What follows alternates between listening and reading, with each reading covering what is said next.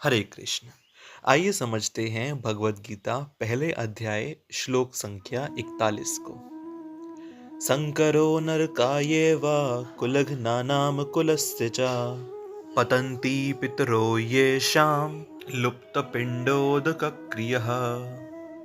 अर्थात अवांछित संतानों की वृद्धि से निश्चय ही परिवार के लिए तत् पारिवारिक परंपरा को विनष्ट करने वालों के लिए नारकीय जीवन उत्पन्न होता है।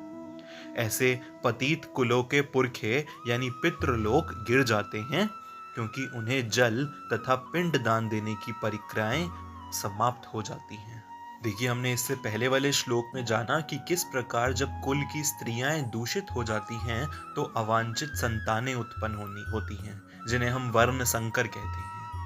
अब यहाँ अर्जुन श्री कृष्ण को कहते हैं कि अवांछित संतानें कभी भी कर्म का कार्य नहीं करेंगी, जो पिंड दान होता है वह नहीं करेंगी।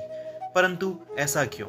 क्योंकि जब अवांछित संतानें उत्पन्न होती हैं तो वह तमोगुण और रजोगुण से उत्पन्न होती हैं, यानी अधर्म से उत्पन्न होती हैं। तो वह धर्म का कार्य तो हम सोच ही नहीं सकते कि ऐसी संतानें कभी करेंगी।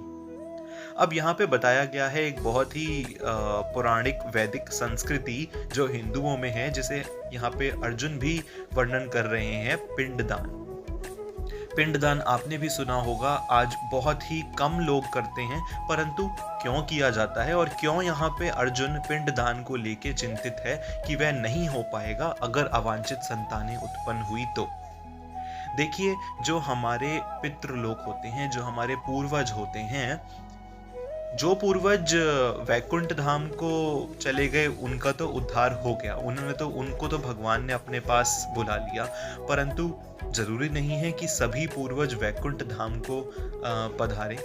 कई पूर्वज प्रेतों की योनियों में चले जाते हैं, कई पूर्वज नरकों की योनियों में चले जाते हैं।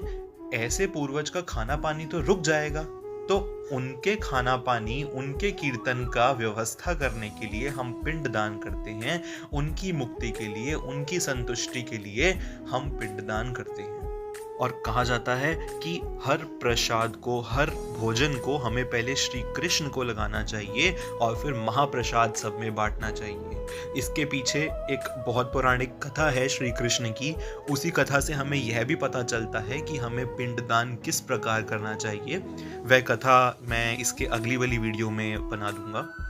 तो 41वें श्लोक में हमें यही समझ आता है। मिलते हैं आपसे अगली वीडियो जो कि इस कथा के बारे में होगी। तब तक के लिए हरे कृष्ण।